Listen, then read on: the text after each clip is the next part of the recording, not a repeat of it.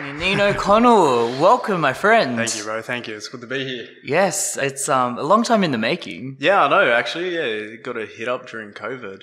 Yeah. It's I've been dying to talk to you forever because you have all these tiny little projects going on right now, and I don't mean tiny like to kind of disregard them in a way, but in the sense that you just seem to be everywhere. There's an accumulation process that happens when you have all the tiny things all add up. Yeah. So I think one of the most notable ones right now is what you're doing with Ace Denim. Yeah, the jeans. Yeah, I mean, they look fire. Thank you, bro. Thank you. Yeah, that's pretty much, that's been going on for about a year, but now I think just during COVID when I got the stock, I want to make it public. I'm like, all right, I got to think ahead. All right, I got summer coming up within the next 4 or 5 months, I think it was. I'm like, I've got to get these out so I can make enough money to bring shorts in. Yeah. And knock on wood, it happened. Yeah. So shorts. I mean, we've got your Instagram just here for it. This is it here. I mean, man, this is the one? Yeah. Ace Denim? Bang. Yeah. Man, these are like some premium quality jeans, man. Yeah, it does the job. Oh, man, I'll tell you what, like, because there's always that notion, right, where when someone kind of gets into fashion or like e-commerce or small business, it's like, like I want to support them, but I don't know if this is actually going to be good, like something I'd actually buy. Yeah. Which is understandable with any new business. Of course. Because you have to build that relationship and that trust. Yeah, you need people. to build the trust within the customers. Otherwise, what are they going to do? They're just going to share your stuff and you're not going to make money. It was like, all right, you're relying off them and their friends now. You'd rather have them, they have the word of mouth and they can actually promote it through word of mouth and actually wearing it, because that shows that they support it and that they appreciate it and there's value in your product. Yeah, and I'll vouch for that 100% because it wasn't like, I always kind of noticed and I was like, oh, the branding's cool. It looks like, I know you really cared about it and you're a very meticulous person, just I mean, you can tell just by the way you look. You're very, very particular. And then I saw one of my friends, Christian, wearing one of your jeans. I was like, bro, those are legit. Yeah, I want to make it proper. At the end of the day, you can make a pair of jeans, but you got to get down to the blend. You got to get down to the details. And it is a small market, but the people that do it, I felt like they didn't do it to 100%. And there's no discredit to anyone because you're still doing it. What makes you say that? What did you see as opportunity? They were missing smaller things. I wanted to go down to the finer details. I wanted a proper leather patch. I wanted details in the buttons, little rivets with the logo on it, the bag that it comes in. Some companies, they put it in plastic sleeves. I don't like it. You want people to actually feel like they're purchasing quality, and that's where it comes from. So the bags are the thickest bags you can get. The time on shipping, offer free express shipping for the sake of there's trust in the company. I forfeit part of my profit just so you can have the satisfaction and the feeling that there is value in the product. And we are very much becoming that generation where it was instant gratification. Everything has to be now. Yeah. So it's like you click and you're already on the tracking order. You're already on your shop app and you're looking like, when's it coming? Yeah, people are already on their postage app. They're waiting at the door. That's why people DM me. They're like, oh, can you get it to me by the weekend? I'm like, I have no, I guess, promise when it comes to third parties like postage. I'll come drop it off to you. Damn, man. Yeah. And I mean, look, which other company is doing that right now? That's the question. Yeah, well, look, I'm not as established or grown as other companies. The website isn't even up yet, so that's why I have to do it like that. Also, that's where the word trust comes back into it, where I've got to grab their trust, because if I don't, they can go to somewhere else, because there are other places that do it.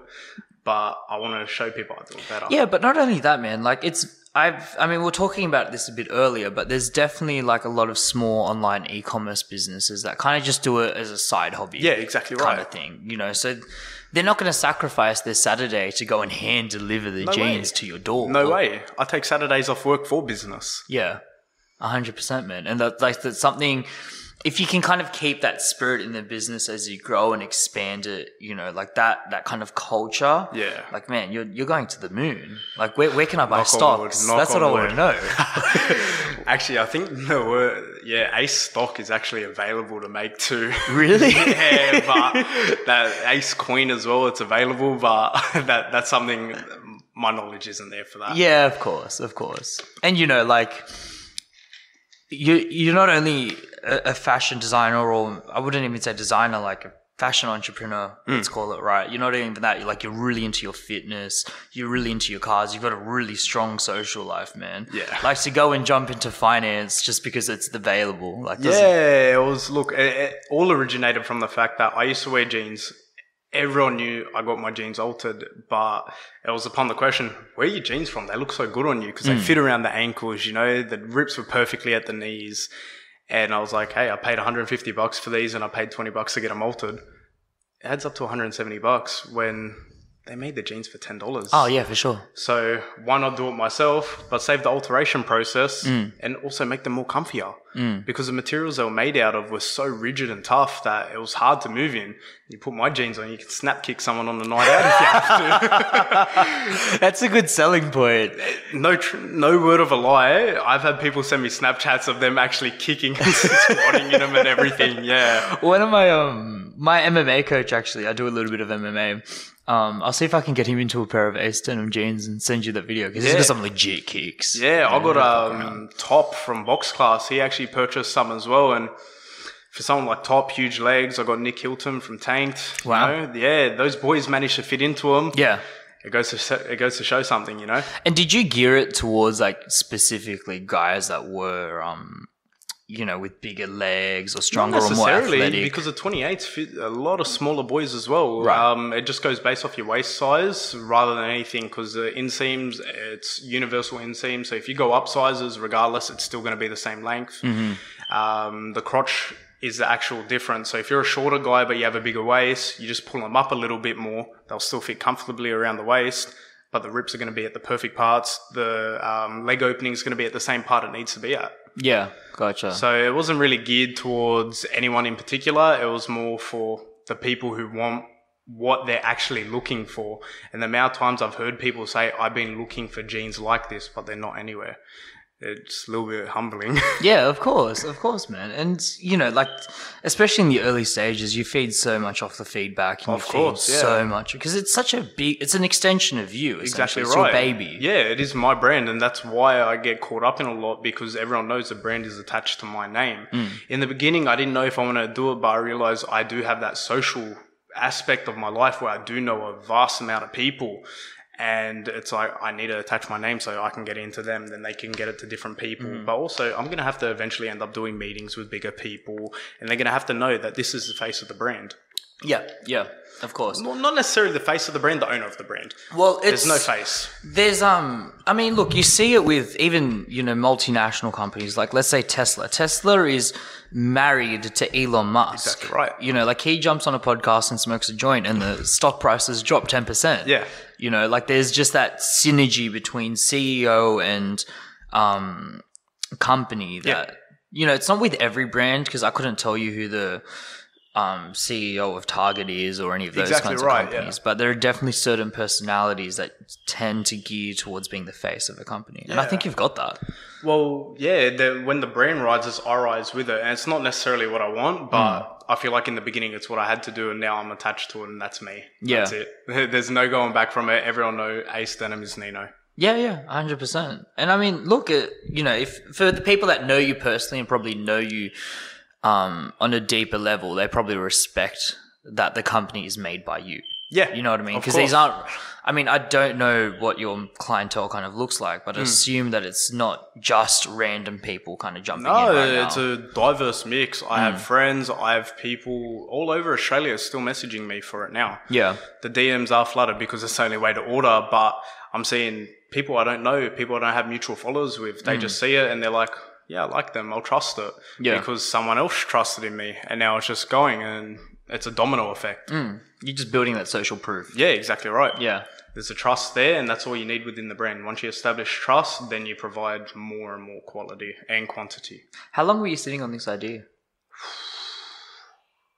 Prior to actually even starting it, I'd say maybe a year or two. Really? Yeah. I sat on the fence. I even, if I could pull up old group chats, I spoke to a few of the boys. I'm like, man, we need jeans for us gym boys. Yeah. And then I think I may have been 17, 18 at the time. And then it came to fruition. After I got my car, I was like, what's next in life? I need to do something. Like I study, I work. I got the financial freedom to do what I want. What do you study? PE teaching. Ah, nice. Yeah, but my dentist told me I'm not going to be a PE teacher. I'm going to be an entrepreneur. She told me that. She's like, I can just see in yourself, how you talk, how passionate you are. I'm like, yeah, PE teaching's turned into my safety net. Yeah, yeah. But I mean, look, you need those in life as well. Of course, yeah. That's why I feel comfortable doing what I'm doing. One, I've made my money back, knock on wood. Mm-hmm. Two, I have the safety net of my degree there. If anything does happen, hopefully not. But that's not the motive I have towards it anyways. Yeah. It's just knock it out, do what I have to do, and do it the best I can. And that tends to be the attitude that a lot of people are taking towards education now. It's like, okay, I'll do the diploma, or I'll do the bachelor's, or I'll do the master's, or whatever, just so if anything happens, like, I've got something there. Yeah. Yeah. I'm not going to end up on the street. But once I finish that, I'm going to actually go and do what I want to do. Yeah, no one wants to do it. Yeah. Degrees are amazing for security, and that's about it. Unless you are extremely passionate in that field, I don't think anyone's ever happy. No. I mean, I hear it all the time. That's why I was so hesitant to go to uni, because I was just like, man, I'm going to get myself stuck somewhere miserable. And I'm so glad I didn't, at that point in time, because it changed and chopped. Yeah. And, there's just, when you're 18, man, and you're fresh, or you're 17 and you're fresh coming out of school, and they ask you, okay, so what do you want to do for the rest of your life? It's like, you don't know. No. I got a funny story that relates to that, actually. So I was in high school. I was one of those students with potential, right? I had potential. Everyone has told me I had potential. If I put my mind to it, I could excel within the subjects. But what happened was pretty much I had that potential there, and I got sick of school. Yeah. I got sick of school, and I was 17, year 12, 2 weeks before HSC. I'm like, I want to be an electrician. Drop down to non-ATAR. I go do what I have to do, and I rock up to my exams an hour late, fall asleep for the last hour. So I've got an hour on paper, just writing, sleep, and I'm out. They didn't let us sleep early. What else was I going to do? So I didn't get an ATAR. Yeah. I go do my first week of being an electrician, my apprenticeship, and I was like, I hate this. So I wasted the whole, 13 years of schooling in my mind at the time was wasted, and I chose to want to go to be an electrician, sorry. What do you think drew you to being an electrician? So my mum's partner was an electrician. Right. One day he needed my help on a job, and I saw how easy it was. Yeah. No word of a lie, I shit you not, man. Yeah. That's exactly what happened. Really? Yeah. And the first week in the trade, I realized this is not it. Yeah. Like, you're a first year apprentice, you're a shit kicker. You're doing all the stuff the tradies don't want to do. It's valuable information if you are going to be a Sparky at the end of the day, but it isn't what I wanted to do. So I was stuck in a rut for maybe 3-4 months after that, just flicking between jobs. I think I was flipping burgers or something at one point during that. And then I came to realize that, all right, I like PE. I did well in PE. Funny enough, the person who rocked up late, went to sleep for the last hour of his paper, got a band 6. Get out. I swear. No. Yeah. You did an hour of the exam and you rocked up in a band 6? I finished the whole paper. What? Yeah. What pre-workout were you on? None of it. I actually called the school up. I was in school just chilling. I called the school up saying, oh yeah, sorry, I'm on my way from so-and-so. I'm going to be late for my exam. Yeah, no worries. We can't hold off your exam any longer. You're just going to miss a period. Perfect. It was so bad.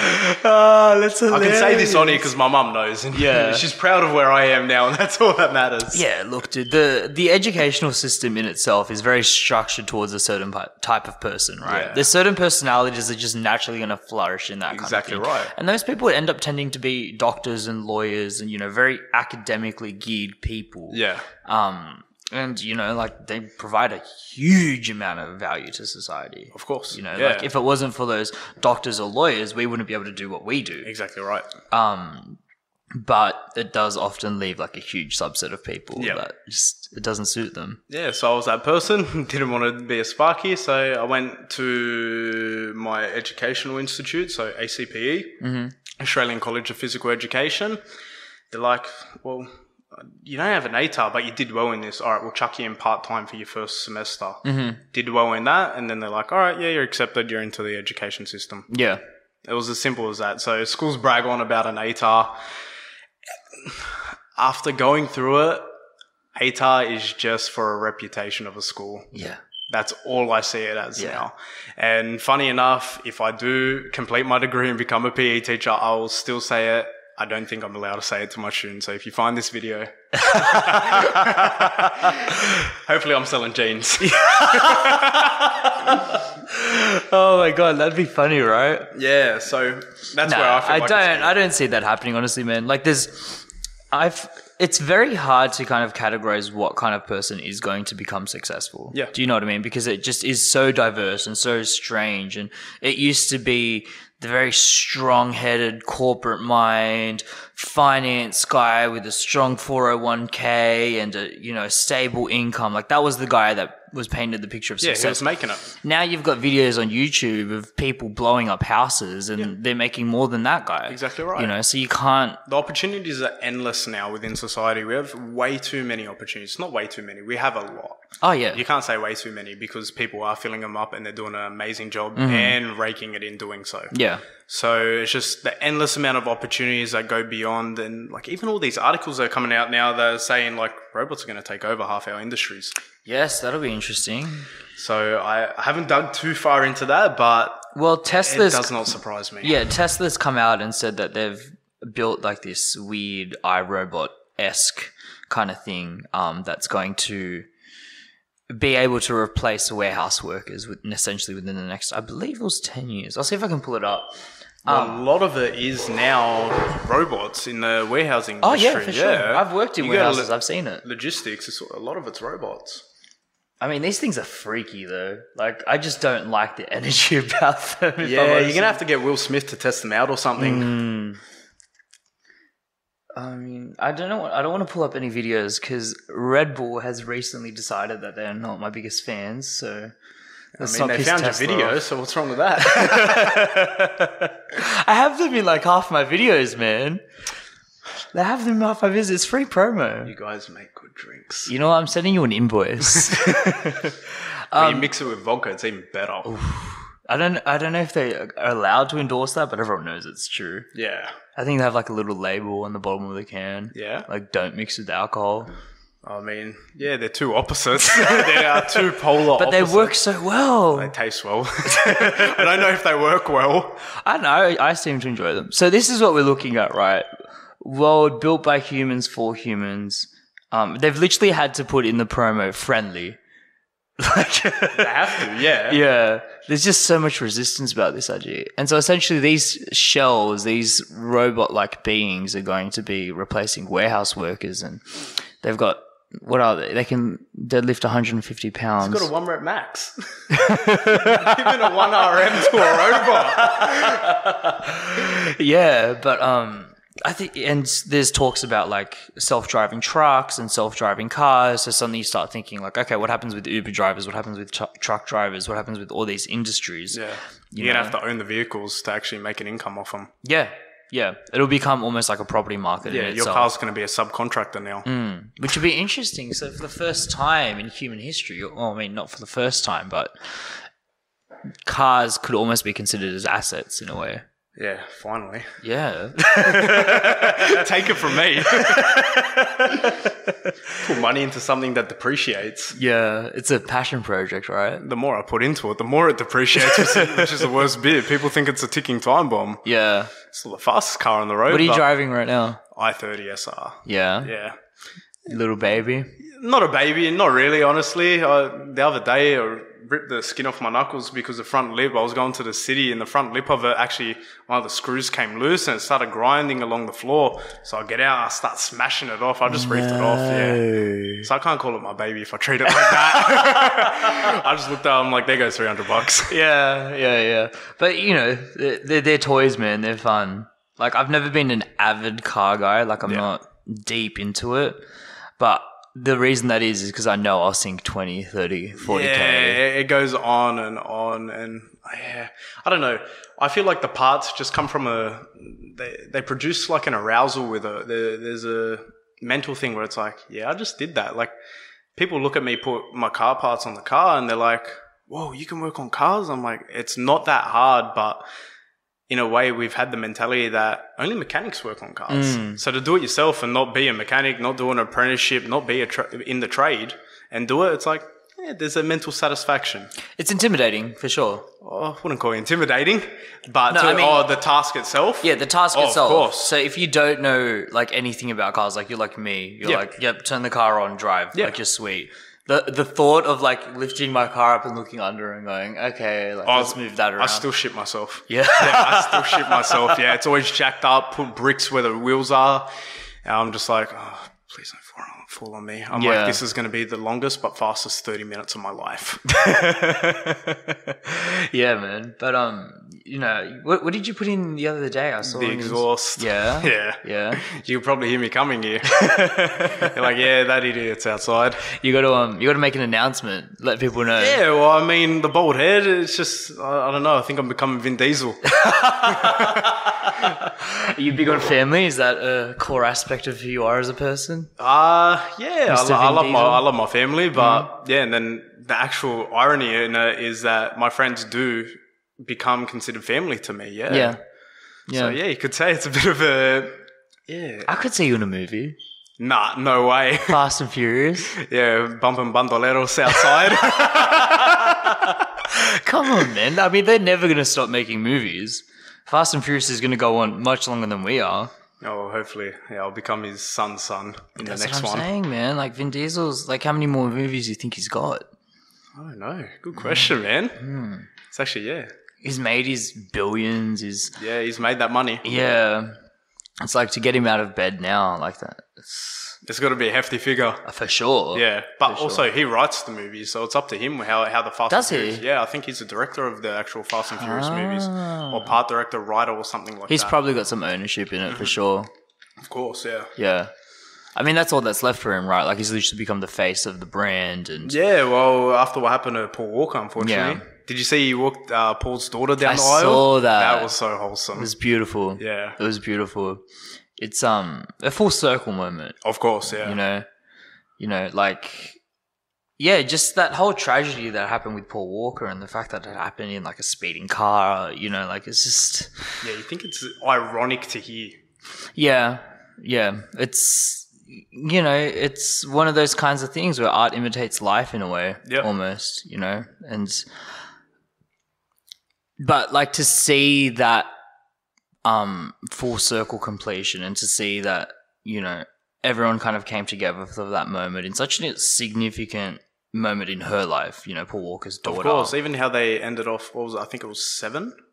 Was it Fast and Furious 7? Yeah, I think it was 7. Yeah, where they had, I think it was Paul Walker's brother, and they had the CGI animation of it being Paul. Yeah, that's crazy, the fact that they can do that now. Technology. Yeah, man. It's scary. It goes far. It's scary. Yeah. Before you know it, you see these guys walking around picking up our groceries. I hope so. Every time. You get a bit limited sometimes, you know. I don't know. If I'm going to pick up milk and that guy's standing right next to me, I come, hey, what are you doing? It says he's friendly. That's all it takes, right? Yeah. That's it. You win the consumer over. It's friendly. Okay, so we were talking about Ace Denim and how you found it. Yeah. Shifting gears a little bit. I know you're very heavily into your fitness and obviously, like, you've got, you look like Google Maps, bro. Your arms are ridiculous. No. I trained legs today, so those are gone. I invest quite a bit of time in it. Yeah. It's been How did that journey start for you? Shit. I'm trying to remember this now. I think I was 15 or 16. I think the age to start going into the gym was 16. So I may have been 15 going on to 16 around that point. I don't think there was a real drive for it. I knew there was a few boys that were doing it. Well, I think I was in year 9 or 10, and there were the year 12s and year 11 and 12s doing it. And you see them get their little muscles and everything. You're like, I like this. But you don't know how to do it. And your ego kicks in and you're like, yeah, come on, like I can do that. Yeah, well, it wasn't even necessarily an ego back then because you didn't know what you were doing.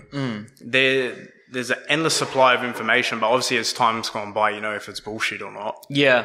But now that that happened. Yeah, it was seeing the boys go on and do their thing, and I'm like, all right, I want to try it. And I was playing football at the time, so for the first 2 years of football training, as in like football, rugby league. Okay. I was playing NRL. I don't want to start that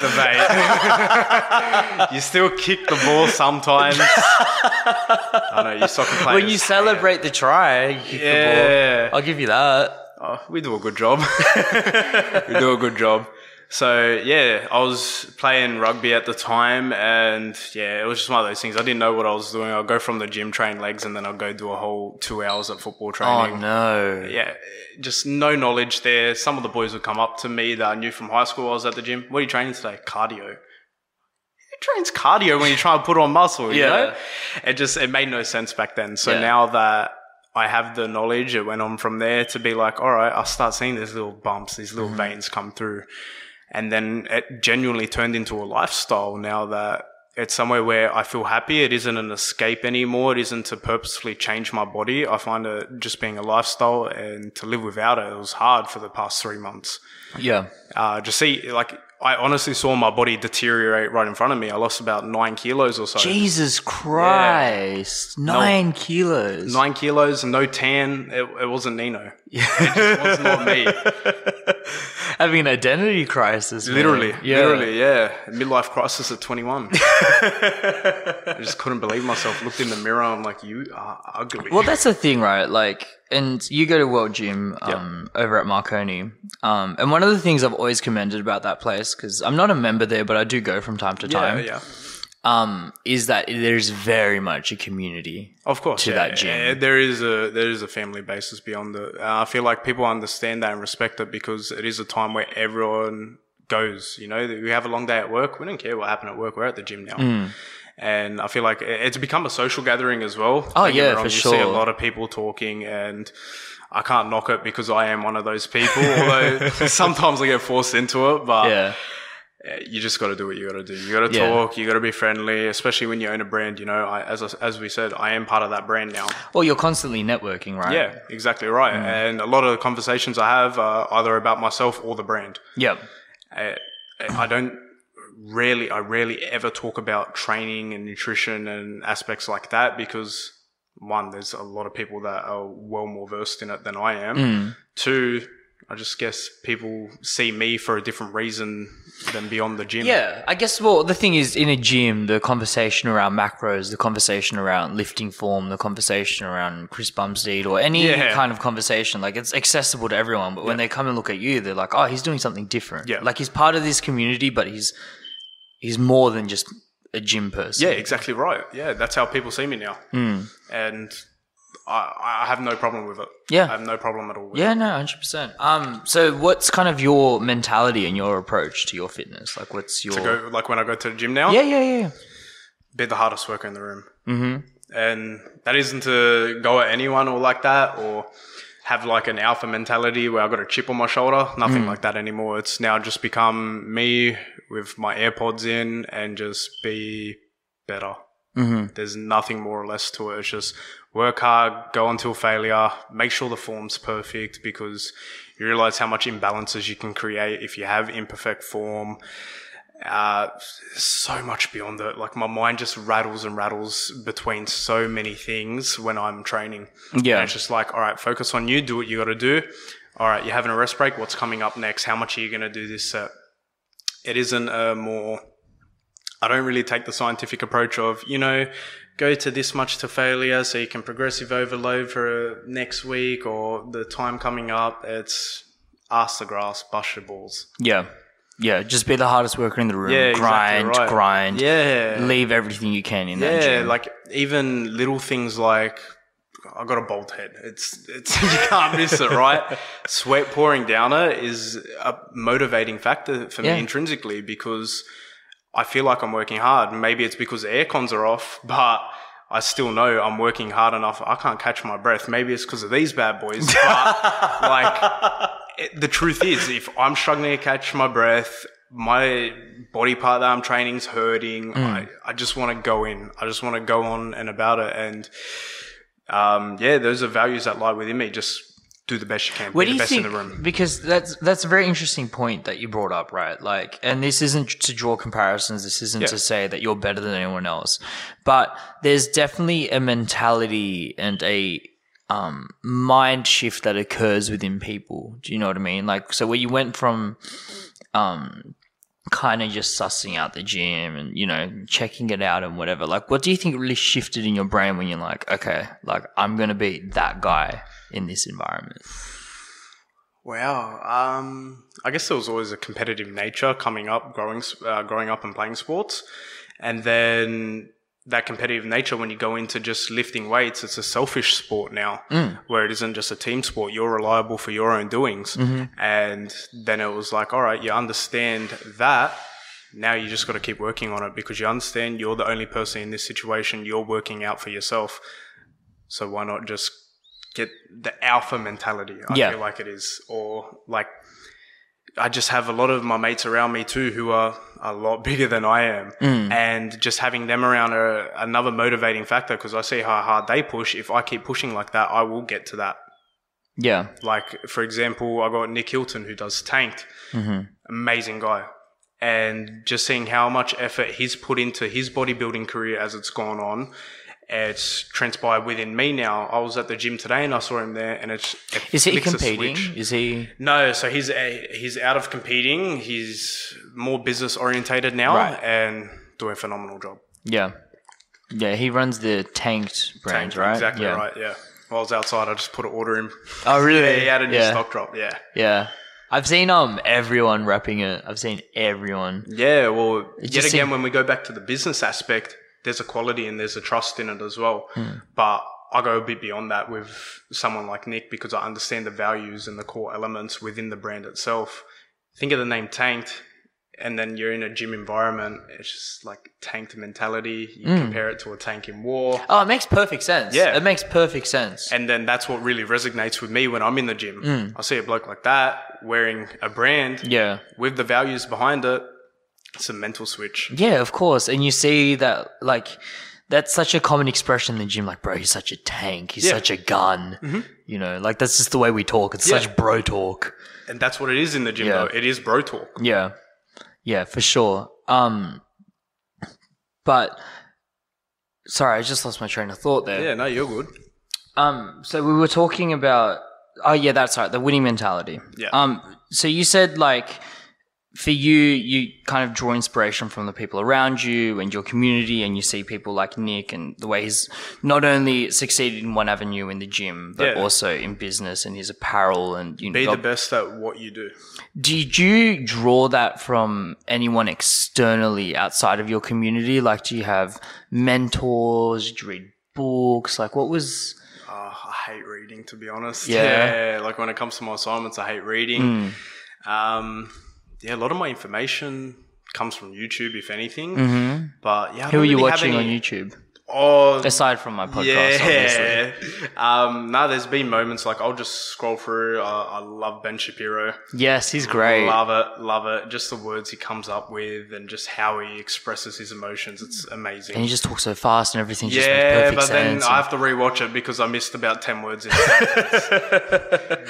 He's very logical in his thought process, and he really holds your hand the whole way through. Exactly right. Whether you agree with his politics or not, you have to give him credit as his ability to influence people and his ability to kind of convey his thoughts. Well, if it is logical, it only makes sense to resonate with it, you know?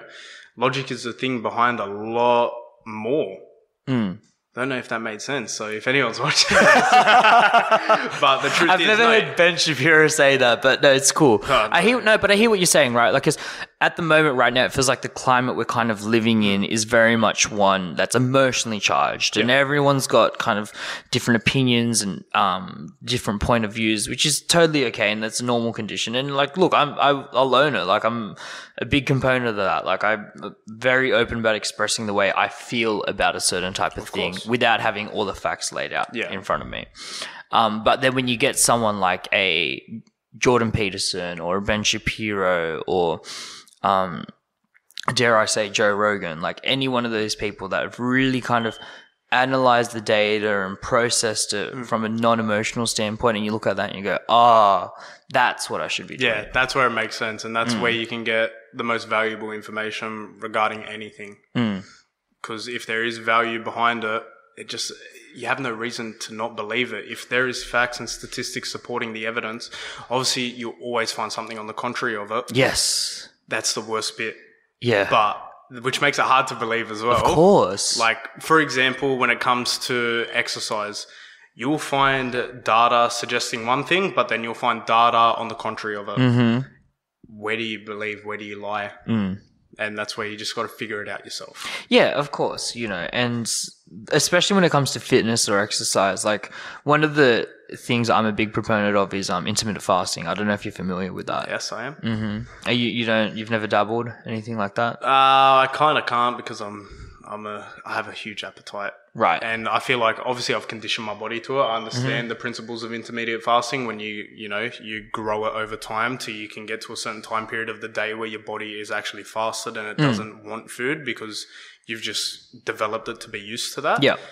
I haven't done that. I wake up first thing, eat. Yeah. No, that's fair enough. And look, bro, we're different human beings here. Like you are a diesel truck of a human being. Oh, no. Like we just need different fuels. But I know exactly what you're saying because it does very much so come down to lifestyle as well. Of course, yeah. Well, the thing is, I could wake up one day, I got to have a meal because I'm going to train. And I feel like I need the fuel in my stomach to train. Yeah. And that's why I eat every single part of the day rather than saving it for a later period of the day, then going on about it. Yeah. The counter argument, which I've heard echoed throughout that kind of community, is to say that like almost from an evolutionary standpoint, we are much more geared towards something like intermittent fasting. Yeah. In the sense that when we were hunter-gatherers, for example, right, there would be long periods of time where you wouldn't have access to something like a mammoth or an elk or a deer. Yeah. So you would just naturally have to go through a fasting period and then there'd be a big feast and everyone would come together and join. And so generation and generation and generation of that kind of is embedded in the human body. And so we're kind of geared towards that way. But in saying that, in a modern context, where does it align? When food is just so readily available. Yeah, exactly right. Everywhere. It just depends as we said, how your day's going. As I said, I need to wake up because I don't know if I'm going to gym in the morning or if I'm going to work, and then I got to hold off from food. If I haven't prepped food the night before, do I need to stuff more into my first meal to get me through after work? So many things. Yeah, of course, man. Of course. There's variables to everything. Yeah, absolutely. And that's why I don't think there's a one-size-fits-all approach to diet as opposed Not at all. politics. You find out what suits your body best, and that's it. Yeah. Look, some people are thriving off the vegan thing, which it blows my mind that's even possible. Couldn't do that. No way. No way, man. I need my meats. Yes. I need my necessities. It's what I've grown up on and what I'm accustomed to. Maybe if I was raised differently and it was nurtured into me, then I could live off it, but no way. Yeah, no, me neither. But I know people personally that are vegans and like are high advocates for it and think everyone should be vegan. It's like I've tried it. I set aside 1 month to just try and do the vegan thing just to see what it was about. And, I did the research and tried and it nearly killed me, man. Yeah. I was like, those days I couldn't get out of bed. You're just not accustomed to it. I feel like the fuel there just, I don't know, like I look at things like the foods that they take, like the nuts and the peas that say, this has X amount of protein. What's the amino acid profile of those proteins? Is it going to be sufficient enough for muscle building and repairing? That's where my idea comes and crosses with it, but let people do what they want to do. Yeah, of course. So you wanted to be vegan. I'm not going to stop you. No way. Maybe eat some eggs. Maybe get some protein, Can't go a day without eggs. It's, you know what, like, if I understand it from an ethical standpoint, you don't want to be a part of like the slaughter of animals and it's factory farming. Like there's a big discussion to be had there. Especially when you get chains like KFC and McDonald's, which just buy out land and land. And, let's be real, we're still going to eat it. I see all the memes, even on TikTok. You say, I don't care if they told me Macca's was made out of children. I'm still eating it. It's just what it is. We've grown accustomed to it. We love the flavor. Obviously, there will be a change for something big like that. Yeah. But We're just too used to it now. Yeah, of course. I mean, fuck knows what are in those chicken nuggets, man. Yeah, don't know. I've seen a lot of funny videos. Disgusting videos, as a matter of fact. But yeah. No, but like it does, there's no way a company that's that huge has quality controls. Of course, yeah. I feel like way. they are missing the ethical values within it.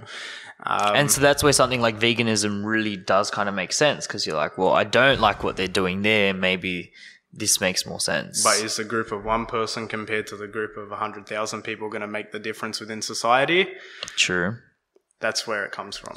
What's interesting to me is these new companies that are coming out, like these Beyond Meats and these almost like scientifically Petri dish made ribeye steaks, I'm not very well versed in that space, but I have been, just looking here and there and saying, what are they doing? Like, I saw recently they charging you an arm and a leg for it. That's what they're doing. Yeah, of course. But obviously that's the natural progression of business. The demand isn't there for the supply. So that's why the value is so high, because they don't have the funds to continue going through what they're doing. Well, not only that, like just the process of getting like one chicken nugget.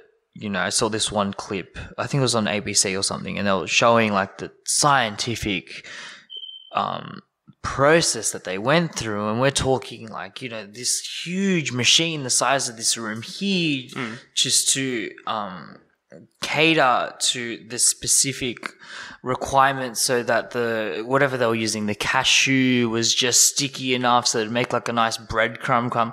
Like this whole process, right? Because it's very new technology, and that's the nature of it. Like the first time you build a rocket ship, it's going to be fucking horrible and it's going to be expensive. Hey, if it tastes good, I'm having it. Yeah. And so they said like this chicken nugget cost us like $50,000 to make. It's a start. It's exactly like, for instance, when it comes to my business with the jeans, a sample pair costs a whole lot more than what a bulk pair costs. Yeah. If I'm going to say maybe 1/8 of the price of a bulk order is the cost of one sample pair. Jesus. So they're milking you dry, but that I understand it, because they got so much more to invest into rather than just one thing. Yeah. So when they invest into one thing, they got to do it all properly. They got to get so much into it just for one thing. Are you going international? Like, is that where your supply chain kind of comes from? So manufacture from China. Yep. And then stock it at home. Whoever orders it, whoever the advertisements will end up reaching, purchases it, you get it. Yeah. The big dream is, go international. Next year, going beyond men's denim jeans, men's denim shorts. It's going to go well beyond that. Winter wear, women's hopefully. But females love to return things. This is the one thing I say, because... Really? Yeah, I have a lot of women who purchase for brothers and boyfriends, fiancés, husbands, etc. And it's just something that... I love the idea of it, because I've got so much feedback that women love it, but I've got to master women's. Yes. And they like a whole different style. Thankfully, I know what guys like. Ironically, I am a guy, so I know it. When it comes to females, a lot more particular. I've heard the basic, we like skinny, high-waisted. Yeah, cool, but you're all different shapes, different sizes, and so are guys, but guys are less likely to complain about it. My personal preference, if I buy something I don't like, it either goes to my sister, someone I know, or I'd never wear it again. Yeah. Whereas females love returning. And that's where the idea comes from. All right, I've got to forfeit X amount of money to bring the stock in. Then I've got to forfeit enough to bring it for you to get it. Then pay for your trip back if you don't like it. There's a lot of the profit margin gone. But, I think the slice of this that you might be missing and what you might be seeing is I worked in the Iconic, right? Just a little factory there in Fairfield. And the split between male apparel and female apparel was ridiculous. It was 20-80 geared towards the female. Females are far more likely to purchase online. Yeah. We've all seen the memes. Yeah. We've all seen it. Like, it's very... I've seen it firsthand. Yeah. Just female packages flying into doors. Yeah. And I understand it. There's a lot more money to be made, but there also is a lot more money to be lost. Yeah. Yeah. I think that kind of process you're going to need maybe more of a team approach, Yeah. I think you're going to have a very biased approach to it at the moment. Yeah. It's very focused on myself and what I want to do. And It's hard to change my mind. I am a very stubborn person, unfortunately, but sometimes it's for the best. But I am gearing towards it. I might give it a test try. And then if the support's there and it's good, obviously stick with it. But that doesn't mean just disregard women's completely. I might miss women's jeans, but I might bring in women's puffer jackets next winter. Ooh. We don't know. Ooh. Yeah, I think that could be a move. So it just goes on. But then, like, the branding itself, I love the logo that has been created for the brand. It's just niche. There's no words with it. You look at it, you can't forget the name. It's very easy to remember. Yeah. Hence why the name's Ace. There's no acronym for it. It's just Ace. Yeah. How can you forget it? Yeah, and it screams such like premium, supreme. Well, you know, the Ace of Spades is the highest value you can get in a deck of cards. Exactly. And that's where it kind of aligns with the brand too. I want people to have the highest value that they can have within my industry. Yeah, no, absolutely. Like it's all it is. Like anyone that's kind of looking at building a business or starting out, they've got that idea, like that, kind of like the way you were. You know, you were sitting on this jeans idea for about 2 years. Did you say a year and a half, 2 years? And for anyone that's listening and trying to just gather information, gather resources, like what do I do? What do I do? What do I do? Like it is just so much. Find the soul of your business. Find what you're really passionate about. Make sure that messaging is perfect, and then bang, you just have to do it. Yeah, provide the quality after that. You need to find something you love, find the quality, provide the quality, and hopefully that goes through. So what's the go with you in this tanning thing? I keep seeing, you keep referencing it. I keep seeing you at these little beauty salons. What's the go there? I live by the idea of look good, feel good. And that's why I get my beard line up lasered. Lasered? Yeah, so here, under here, it's all lasered, so I don't have to line it up because it's another investment of time that, why invest that time myself when I can go get it zapped off and I don't need to worry about it? I didn't even know you could get your beard lasered. You need your whole body lasered. You need your head lasered. Yeah, I know like you can get your body lasered, but your beard, like your face, really? It doesn't hurt. No. Oh, when you first start, if you got them thick hairs, it hurts, but I've been doing it for over a year now and it's just ding, ding, ding, ding, over. Yeah. So, just the idea of look good, feel good, tan, eyebrows, shave my head every 2 days. Are you going into like one of those blue machines? Like you one with the funny lights, that makes you have a bit of colour. Yeah, I go into one of them for personal use. There's no financial funds being exchanged. Yeah, fair enough. Yeah. Fair enough. But that's you're very particular about your image. Truth be told, I look a lot different. You reckon you can pull up my Instagram? Yeah, we can do that. See if we can get onto it on my personal. Maybe Nino the photo. Connell, Let's go a bit further down. I think down. Yeah, maybe the one of me and my mum. Here? Yeah, that one. You see I'm a little bit more pale there. Ah, right. I had hair. Well, that's how I knew you. Yeah, that's how a lot of people knew me, but it's hard to remember me like that. Which is a funny story in itself. We're not going to say names.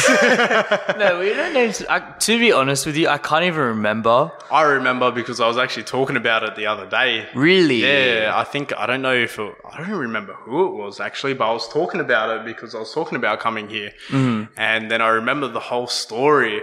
So you were talking to someone and then that wasn't working out and they started talking to me and then it caused a little bit of a biff between you and me. Right. I think it would have been maybe... We're talking years ago now. Yeah, we were in high school. Look, I was so immature back then. Oh, weren't we all? If you knew me back then. Man, I remember... Funny enough, right? I don't know if you remember this. I think it may have been your 18th birthday. You had it here. You had the big one. I remember this specifically. Because I tried coming up. I knew someone that came to this party. I was at one before. And Is it the same person? Sorry? Is it the same person that we were beefing over that was at the party? No. Right. So what happened was I went to a party previously with people that you invited to, 18th. And I was like, I reckon I can get in. Yeah. Because we looked at the list and we're like, oh, this person isn't going, but they're on the list. Yeah. I'm going to use that name because I think it was your parents that were maybe guarding downstairs. Oh, yeah, or like aunties or something. Yeah. Yeah. And someone came out with a wristband and I was like, oh, and we slipped it over and we got it on my hand. I'm like, oh, I was already in here. And he's like, nah. You're not on the list. So I give him the name that's on your Facebook event. Yeah. And they go, you're not on the list. I'll show them like the Facebook event. Like, nah. And then you pop your head over.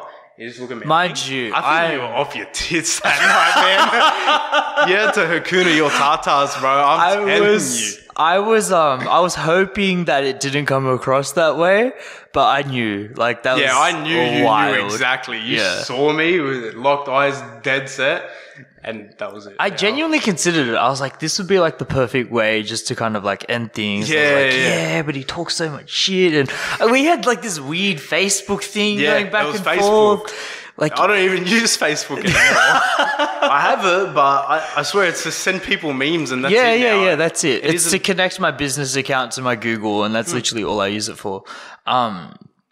And yeah, I look back on that decision. I definitely regret it because I think, it's a party. It's a time to join people together, and it would have been, perfect kind of. For your time, it may have been, but for me, probably not because I was still immature back then. Right. I would have been like, I made it into his fucking party. I don't even Yeah. like him. Yeah, that's right. But now, here I am. Yeah, here we are That's it. sitting in front of each other, talking, and it's so much more refreshing to do it like this, face to face. Yeah. It's like we can really just air it out. And, when we break it down at the end of the day, like we were arguing over girl that, I mean, So dumb. it was so dumb. So dumb. It was so dumb. And this particular person has no impact on my life to this day. No, neither. Yeah. And it's just like, yeah, well, that happened. Yeah, We still be bros. We still hang that's out. it. Yeah, look who ended up together. Yeah. You and me. Yeah. Like, it just, Solid bromancy. That's what I'm sensing. Yeah, so, that was a funny story, yeah. And I think Chris, funnily enough, who often plays Switzerland for a lot of my Yes, friendships. he does. Yeah. I remember, I think one time he said it at the gym, he's like, oh yeah, you should come out, me and Luca. And I'm like, man, me and Luca haven't talked since like our high school biff. And then I think he said, you're like, yeah, I don't really give a fuck. Like, Nino can come, let's have fun. Yeah. And I was like, and then like it gave me the mental switch, like, yeah, let's fucking go. It never happened, but. No, but that opportunity is always there. Yeah, and exactly We'll be right. at boys' night one day. Yeah. I'd love to get the two of you together on a podcast. I think that'd be great. Yeah, I'll be down. Yeah. But for sure, look, the way I kind of filter it is if Chris likes you, Chris has a very high standard on the people he keeps around him. Exactly right, yeah. And he's got very strong ethics and morals. And so if you gravitate towards him, then I respect that. Yeah. And then as I started paying more attention to your story and seeing what you were doing and the grind and the grit and the determination you had to just succeed in life, I'm like, oh no, this is like the kind of energy I can feed off. Yeah, Because that's what it is, bro. You're fuel for a lot of people. You may not recognize it right now. I know I have an aura about me. When people around me, they've even noted it to me that you have an aura about you where people like being around you. One, because, I may always be smiling. Maybe not at the gym, but always smiling, always got something to say, whether it's valuable or not. I need to voice my opinion. And if you can use it as knowledge or you can use it as, I don't really care, I've still tried putting an input forward. Well, what you really present, and just having this kind of like hour-long interaction with you right now, is what you really bring forward is certainty. There is this presence of certainty about you, which is very fascinating to me because you're confident in yourself, which is, to some people, might come across as arrogance. Yeah, I've heard the cockiness. I've heard the arrogance. But to me, it's just like, no, he's a guy that believes in himself and knows that he has something to bring to the table. Yeah, and in the most humble way, like, I've seen where I've come from and I see where I am now, and I feel like that's where the confidence stems from. For example, what we were just talking about, how I was immature, the factors that play between you and me and our little high school thing, completely different person now, as we've noted. Yeah. And that's gone a long way from not only friendships, but business, gym, ethics, morals, values. And it's all grown, and that's why I can confidently say and sit here like I'm proud of myself. Yeah, and so you should be. And that's it. That's how it goes now. Yeah, that's awesome. And I've no hesitation. I've no resistance to that. Like, man, the crazy thing is that you're just starting. Yeah. This is chapter 1 of a very long story. Yeah, it's a journey. And I can't wait to look back on this conversation one day and go, holy shit, like that's the guy. Yeah, that's the guy. Even me and Nick, so we had he had his tanked photo shoot yesterday or 2 days ago. 2 days ago, I believe. Yeah, was it? Man, I don't even know my days anymore. This is how bad my schedule goes sometimes. So we had the photo shoot, I had mine, and then we got a just quick photo of us together, and we looked at it, we're like, we'll look back on this in like 2, 3, 4, 5 years and be like, this is a start, you know? Yeah. We made it. I think there's an interesting conversation to have around that aura of confidence against cockiness. Yeah. And I know that you're a big McGregor fan. I love him for his memes. Yeah. I love him for his memes. Oh, his premium content. Yeah. So if you try and get my idea on that, cockiness, it's blatant arrogance. Whereas confidence comes from if you got the information to back yourself up, you are confident. Yep. And that's why I feel like I can confidently say that I have all this information behind me to be like, all right, if you pull me up on this, I have a reason to be acting like this. Yeah. Here you go. And that's where the level of confidence stems from. Don't get me wrong, I have moments where I'm not confident. I get a little bit stressed, I get a little bit anxious, but... Well, that's the thing, though. When you're trying something new, when you're starting a business for the first time, when you're recording the first episode of a podcast, like that discomfort and that kind of uncertainty is what's going to make you certain in those situations later on. Well, I've found the closure in my life now. You know, everything that I need and that I want and that I've done, it's provided me so much closure. One, because it was done the right way. Fascinatingly, because I don't know what I was doing, but it all turned out right. Yeah. And so far. And yeah, there's a confidence in itself that I just found myself and I'm proud of where I am and I have all the evidence in the world to back up who I am and why I am who I am. Yeah.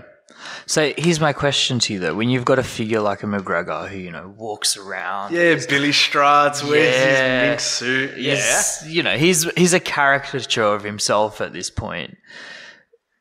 For me personally, I love him. I love everything he's done for the MMA community. I love what he's done for the sport.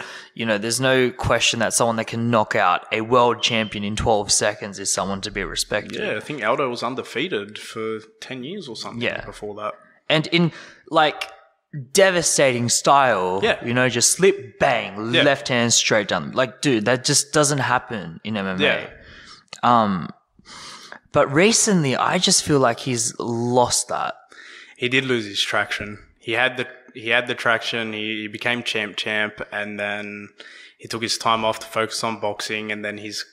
Do you think that was the unraveling of McGregor, the boxing? I don't feel like anything's unraveled with him. I have belief in him that he can come back, as can any fighter. Yep. And anyone in any industry, because he has the knowledge there. He's well versed. He took a bit of time off, and like, for example, the Poirier fight where he was off for so long, he forgot that leg kicks have become a thing. Leg got compromised, slipped, bang, done. And it was horrible. Oh, that was the third fight. You're talking about the first one? So the first one, he beat Poirier. Yes, the second one, pardon me. Where he was nice guy, got caught, too many leg kicks, he was done. Yeah.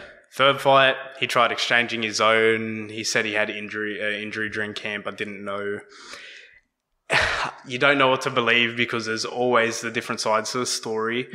But if we're going off what we've heard... He said his leg got compromised. I think it was maybe throwing them kicks too long. It's believable. For sure, it's believable because I think if you're McGregor, right, and you've just been absolutely, I don't want to say obliterated, but you've definitely been dominated by Dustin Poirier in the second fight, and you've just been copying these concrete leg kicks over and over again. In your mind, you're going, okay, I'm going to hit him back with the same thing. Yeah. You know, I'm going to let him know that I can do it better. Yeah. That's so McGregor. Yeah. So... if he's kicking the heavy bag over and over and over again, it's not that hard to believe that his shin was compromised going into that fight. And I have to admit, he's got beautiful kicks on him too, especially the spinning heel kick that he has. That's nasty. A lot of them get checked. He's still fast with it. Like sometimes I sit in bed and I watch like the UFC. They put up their fights on YouTube. Yeah. And, like you watch it, it's like you blink and like you've already missed it. Yeah. But these fighters are so talented. The guard's already up to the face and everything that... That's the part that always amazes me because when you're getting punched in the face and you're reading and you're slipping and you're ducking, like, man, that is... There's no thinking that goes into that. You don't have time to say right hand here. Yeah. It's all instinctual. Yeah, it's all autonomous. It because that is their lifestyle. They train for it. They spar for it. They understand it. Yeah. And... Yeah, I feel like Poirier got the better end of the stick at the end of it, but he's got a fight coming up now for the belt, actually. I think it's the end of this year, maybe, if I'm not wrong. Yeah, I wouldn't be surprised to see a December title fight. That'd be interesting. It is. Yeah. So you got that, and then you got the next 2 cards. You got one this week and next week. You got 268 and 269, I believe, coming up. You're deep into the MMA stuff, aren't you? It's a hobby. It's a Sunday thing. So normally I work Sundays, and if it's quiet, I have my phone there. I have KO or I have UFC. Yeah. I'm just watching it on my phone there, just watching it. Have you ever thought about like joining a gym or something? Not necessarily. It's not my thing. I don't think I can. I like an appearance sort of physique where I've spent so long developing my physique over time that I've become accustomed to it. But if I want to make that shift, I've got to loosen up. I'm very, very, very tight. I've got to stretch after every workout. I've got to get a ball with spikes into my leg just to loosen up. I don't want to invest that time into fighting. I don't necessarily mean as into going and getting into a fight. No, but like even just training it, because you still want to do it properly, because the tightness is going to cause injury.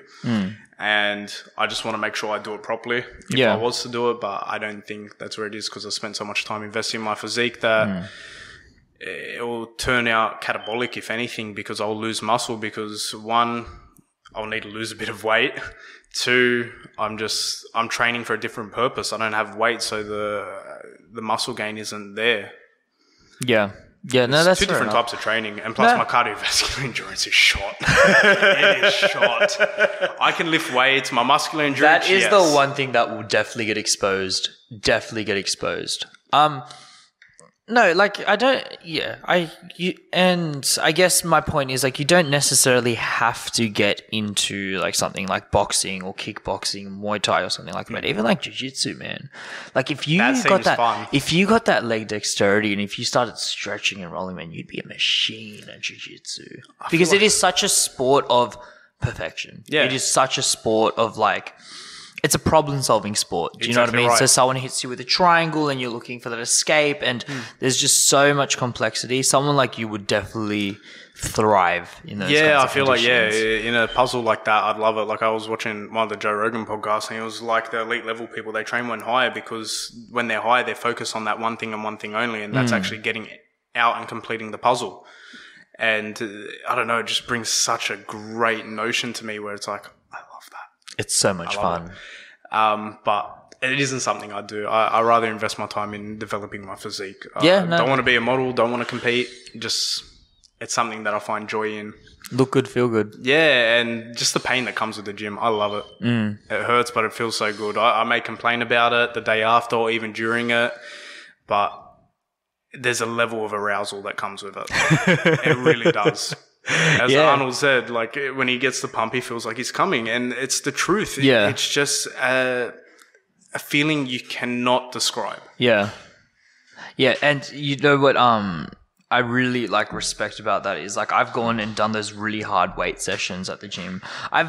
My approach to fitness has always been more geared towards the sport. So growing up, I was like really trying to make it in soccer. Like that was my perspective. So it was a lot of cardio, a lot of weightlifting, but it was like strictly on legs, you know, to develop that power and try and be as light as top on the possible.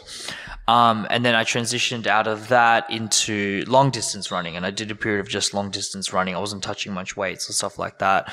And then I did a bit of calisthenics, and then maybe a year ago I started doing MMA. Yeah. And MMA just seems to be this beautiful fusion of... It's an art. It's this beautiful fusion of like every little aspect of athleticism all come together. Yeah. And it's the most primal form of sport, right? Yeah.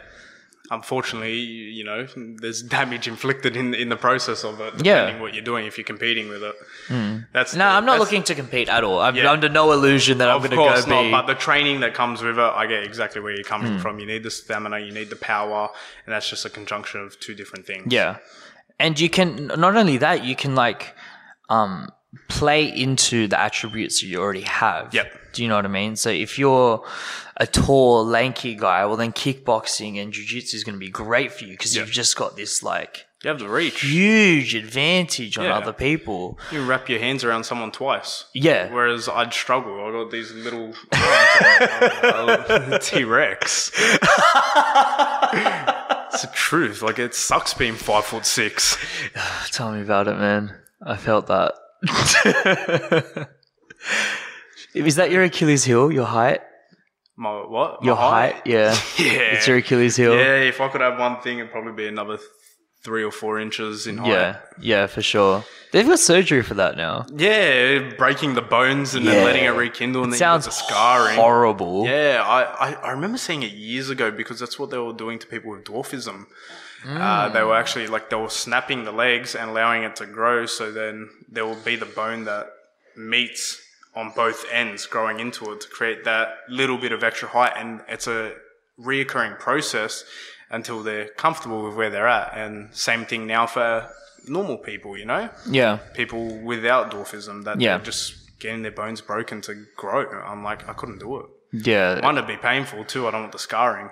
Yeah, and not only the scarring, man, it's just like when you're looking at something like restructuring the literal bone composition of who you are as a human being, like you better have a good fucking reason behind it. Yeah. You know?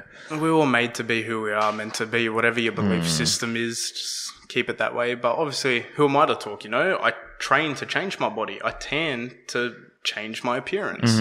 I can't go beyond and discourage people for breaking their own bones, but what you're doing isn't unhealthy. That's the point that I'm making. there's a little bit of unhealthiness. You think so? This Okay, unhealthy. yeah. It's a part of the lifestyle. Tanning, unhealthy, UV light. Are you getting is it vitamin D? Are you getting vitamin D from those machines? Yeah. Yeah? Yeah. Well, then, it is UV light. Like it's two negatives to it because too much UV exposure causes cancer cells and you get melanoma. It's a give and take thing. Knock on wood, I haven't had it. Yeah. And I don't think I will because as long as you don't come out full Trump. You know. Some people do come out very, very bronze. If you catch me after a session, like I haven't been in maybe about a week now, and that's a long period with me, but I don't thrive on it. I just look at myself, I'm like, yeah, you need a tan. You go get a tan. And you're not the kind of guy that just goes and lays on a beach? I can, but I prefer the quick and easy 15 minutes. My life is all about time. I feel like there's not enough hours in the day. Yeah. So like, for instance, today I woke up, I had my meals, I went to work, come home from work, I have another meal, I got uni. Then I have another meal after uni, I go to the gym, come home, shower, clean myself up, eat, come here. Then I go home, and then I'll probably got a uni assignment and a little bit of business work to go through. And then that's not to mention also like on the other days where people want orders, I'll go drop it at your house or meet you at the gym, or it's never ending. It's a never ending cycle. But you're the kind of person that needs that. Yeah. I got so lost during lockdown. I was waking up at like 12, 1. It was just shocking. What was your did you have something that you fixated on during lockdown to kind of keep your... Not at all. No? YouTube, TikTok. Yeah. And that it's not healthy. Yeah. But to be fair, what else was there to do? Yeah, I could have gone out and walked. Mind you, we did have pretty horrible weather during it. Yeah, we did, right? It was shocking. It was too cold. Thankfully, we did get through lockdown, and it was during our winter phase. So we didn't have to worry about too much. You know, when we got out, now it's hot. Yeah, I didn't really fixate on anything. I did have a lot more time to invest in the business and actually pre-prepare the website prior to photos. That was the only thing. But then once that was done, it's like, what else can I do? I have nothing to market. I don't have really anything. Yeah. And then it was just like, all right, I got uni here, stay on top of my uni stuff. And then But even the uni stuff, like that has a mental fatigue factor, right? Like, yeah, cognitive overload is... I can't even describe it. It hits you. I'll be in a uni class and the teacher will just be going over resource for all this learning. And I'm like, it's a 3-hour class. Like, make it a bit more concise, you know? I understand you got these bullet points to run through, but I've been in other 3-hour classes where it's so simple, straightforward, direct, and you understand it. Yeah. Whereas some people like to annotate and go a bit more further into what they're teaching. Does my head in. Yeah. Yeah. I don't want to learn about why we're learning this. I just want to know, what am I supposed to learn? Yep. Like, I talk to people... You want the practical skills that you can draw out of the class. Yeah, I talk to people and they want to keep rambling on and give me the ifs and buts. I'm like, I want to know the reason why and the end result. And then if I can say anything back to provide and help you, amazing. don't give me the if, buts, and why. Don't try to justify it. Just Yeah. tell me how it is. Yeah, 100%. 100%. I get that. And that kind of tends to be the way information is evolving as, you know, as we evolve as a civilization. Do you know what I mean? Like everything now is concise and tight. And As it should be. As it should be. As it should be. I think we do lose a lot of the juice in that process as well. Yeah. Like, I understand exactly where you're coming from. And when you've got, you know, I hate to bring up the reference, but when you got things like TikTok or Instagram Reels or YouTube videos that are just like 10 minutes long and everything is like bang, bang, bang, bang, bang, that is very appealing and sexy. I love them 10-second TikToks. Yeah. Thank God they added that little scroll bar at the bottom now where you can skip through the video. I know, right? Best thing. Because 1 minute's too long for us. Long. But the truth is, 1 minute accumulates. Yeah. You had the 1 minute, you had the 10-second, you had the 3 minute, you had the 33-second, whatever. Yeah. It just accumulates over time. And it's called TikTok for a reason. I was thinking about it the other day. TikTok, the time's going. Our attention spans are very much geared that way. And big companies have now, like, not only noticed that, but capitalized on that. Yeah, you know look at what I mean? advertisements. They go for no longer than 30 seconds. Yeah. And it's like shot, scene change. Get to the point. Yeah. Different story if you're having a deep and meaningful conversation with someone. That's where I was leading to with this. Annotate it all you want. Go further in depth. Provide me reasoning. Tell me the if, buts, and maybes. But because where I think that's different is, firstly, I'm the kind of person that I like both worlds. You know what I mean? I like the concise information, but I'm also the kind of guy that likes to sit down for 2 hours and just read. Oh, it's amazing. I love reading. Like, I wish I did more of it. I just need to have that discipline to kind of set out 2 hours in a day where I just do it. Yep. But once I get that deeper, under surface level understanding of why a person a way is or why a concept is the way it is, it just shifts something in me. Yeah. You know, and I just don't think you'll ever get that in a YouTube video, No, or not at all. in a TikTok or an Instagram reel. I can't really agree or disagree with it. I don't read. Yeah, no, that's fair enough. I get it. My life is based off YouTube videos and other videos that are on stuff. I do read a bit, but it may be an article or something like that, or a research article where. And even then, it's a skim, right? Yeah, it's a skim. It's straight to the conclusion. It's find out why they're doing this, how they did it, what came out of it. That's all I need. Yeah, we're a headline society. That's what it is. Yeah. That's why they catch you. All these articles, you scroll through Facebook, you see this person did this. All right. And then why did they do it? And you scroll through and you're like, oh, that's Facebook bullshit. is like a cesspool of clickbait now. Yeah. It is ridiculous. That's all it is. I'm Mine's there like, full of Conor Fox McGregor did what? And then you open the article, it's like some Instagram post from 6 months ago, and I'm just like, oh, they got me again. Those bastards. And that click made them money. Yeah. Yeah. Simple as that. 100%. Nino, shout yourself out. Let people know where they can find you. Ace.denim on Instagram.